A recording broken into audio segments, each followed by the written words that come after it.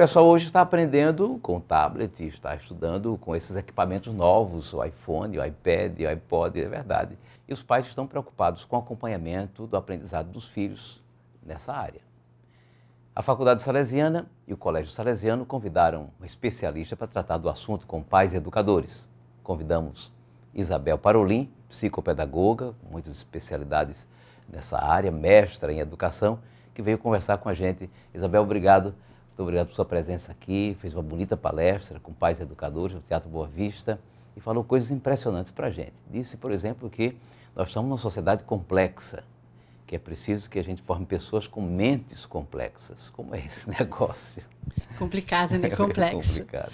Em verdade, as famílias hoje se preocupam muito com o cotidiano e até oferecem aos seus filhos equipamentos sofisticados, como um tablet ou um iPhone, enfim, esses equipamentos todos que a mídia tem nos oferecido, mas eles não pensam que o equipamento não faz o sujeito. O sujeito tem que se fazer em relação com o outro. E esse é o grande engano, porque a sociedade complexa, ela não quer um sujeito informado. A informação, ela está em todos os lugares. Todos nós temos acesso à informação, é só querermos. Quer seja por equipamento mais complexo, tipo um telefone sofisticado, ou quer seja ligando a televisão, né? Que nós vamos ter acesso a todas as informações. Agora, a forma como cada pessoa trabalha isso, como ela estrutura isso, como ela se apropria disso, tornando essa informação conhecimento, é que é a grande questão hoje da educação para pais e para professores. Então, não basta o pai matricular numa boa escola e dar bons equipamentos para os seus filhos. Eles precisam se preocupar com o nível de complexidade com que essa criança, esse jovem, vai lidar e ensiná-los a pensarem essas questões todas, que esse mundo com uma grande janela, né, se abre para todos nós. Isabel, eu estava na sua palestra e gostei bastante, né? O clima foi muito bom, né? A atenção dos pais, não é? Todo mundo estava muito interessado. Quando você falava, eu lembrava de um pensamento de Charlie Chaplin, de um filme que ele dizia: mais do que máquina, precisamos de humanidade.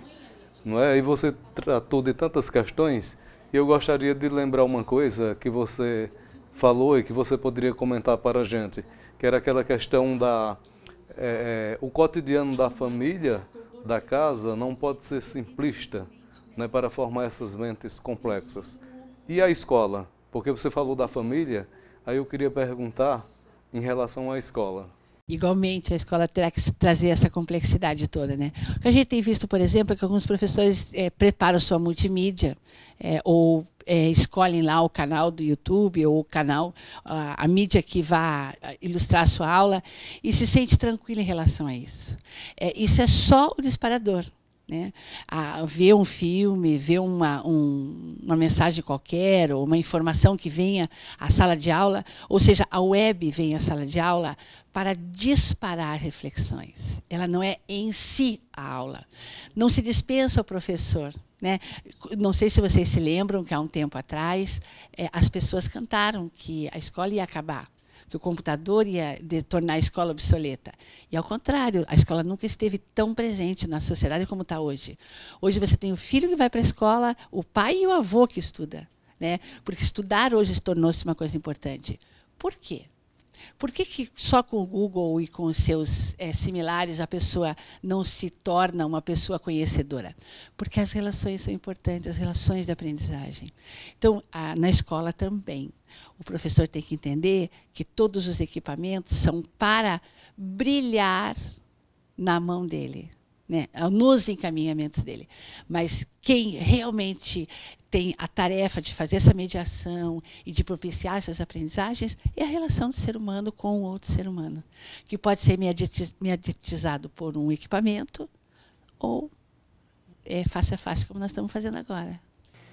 Isabel, acontece hoje que as pessoas têm o celular, têm o tablet, iPod, tanta coisa, e às vezes não se comunicam. Às vezes, normalmente, estão sentados até na mesma poltrona ou na mesma sala de aula, e não consegue se comunicar, tratar nada, cada um está ocupado, se comunicando com alguma coisa ou com alguém, mas não tem, de fato, comunicação entre as pessoas.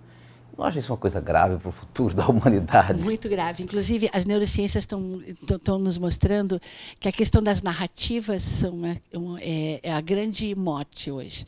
Então, assim, todas as pesquisas nos trazem que essa pessoa precisará desenvolver narrativas claras, conscientes, narrativas que digam de si e possa descrever o mundo.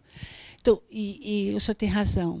As pessoas, elas pseudo se comunicam à medida em que elas abrem janelas e não fazem o trajeto e não constroem narrativas com essas pessoas. Então, eu curto ali uma coisa, eu mando um recadinho ali para outro, ou mesmo entre a família, ou entre amigos, eu mando lá, te amo, um beijinho, aquelas carinhas e tal, mas tá, e que narrativa essa relação construiu? Né? Que narrativa, e essa pergunta que se faz a um professor e a um pai, que narrativa seu aluno ou seu filho está construindo?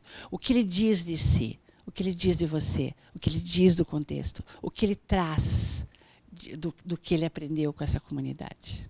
Isabel, e sobre a questão do sentido, né? Teve um momento lá que você acenou para o sentido, e o sentido é uma grande questão contemporânea. Inclusive o Frei Beto lançou um livro agora, O Sentido da Vida, que eu acho maravilhoso e aconselho para todo mundo ler. E como é que você traz essa questão do sentido, olhando aí para a questão do pensamento complexo, da sociedade complexa?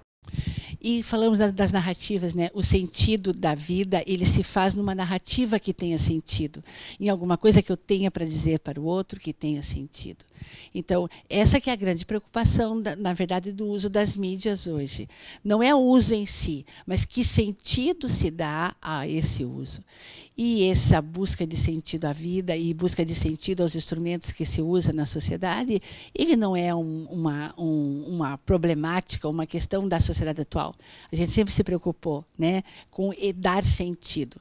Me parece que agora a mídia, a web, ela acaba mostrando mais essa ausência de sentido ou essa narrativa que não diz muita coisa. Quer ver uma coisa do que eu estou falando? Vou exemplificar para vocês.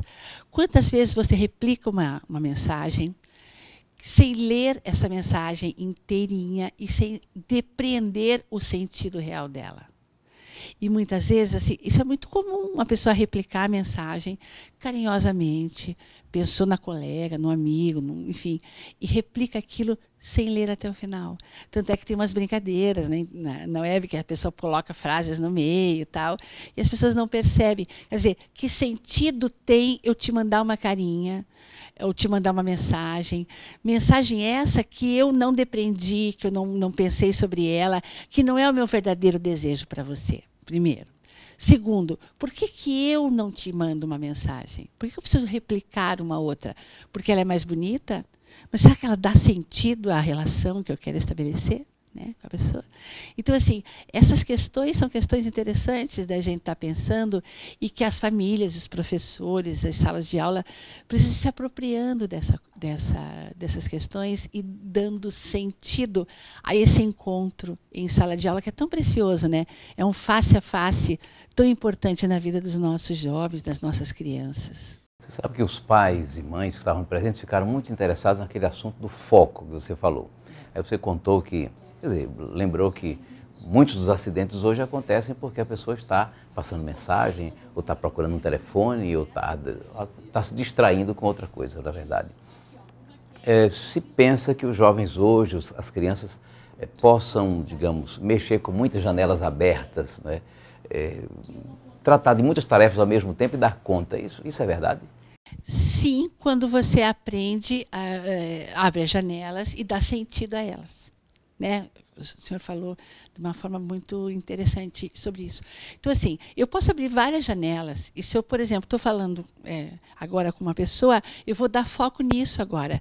E percebo que lá está piscando o meu Skype, mas não, eu estou agora aqui respondendo para essa pessoa. Agora eu desligo aqui e entro aqui. O que, na verdade, a preocupação é de você passear por tudo e não focar em nada. Então, a questão do foco, a gente tem visto que os jovens são multitarefa.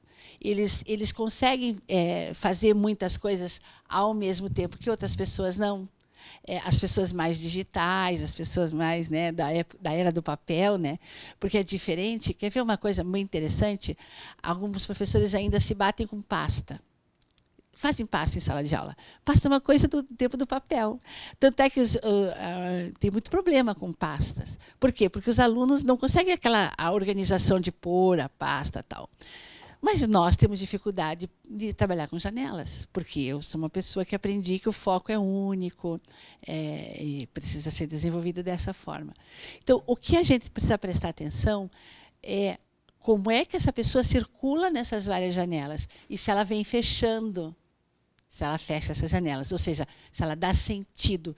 E esse sentido se percebe numa narrativa que também denuncie esse sentido. Isabel, nós queremos agradecer demais a sua presença aqui conosco, a faculdade, o colégio, alunos, pais, os graduandos, todo mundo fica muito agradecido por sua palavra.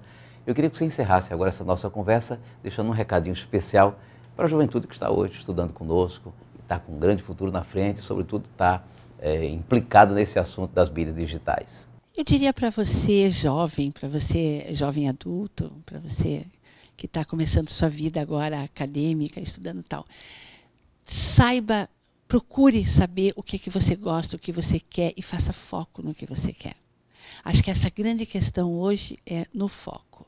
Aprender o que você puder, mas ir agregando isso e transformando isso como aprendizagem, trazendo para si isso como um instrumento, uma possibilidade de você ser feliz, fazendo o que você gosta de fazer. Hoje em dia não existe mais uma profissão que possa te dar sentido para a vida, ou prazer para a vida. Existe uma pessoa que dá sentido a uma profissão e que acaba sendo uma pessoa prazerosa no convívio e no trato diário.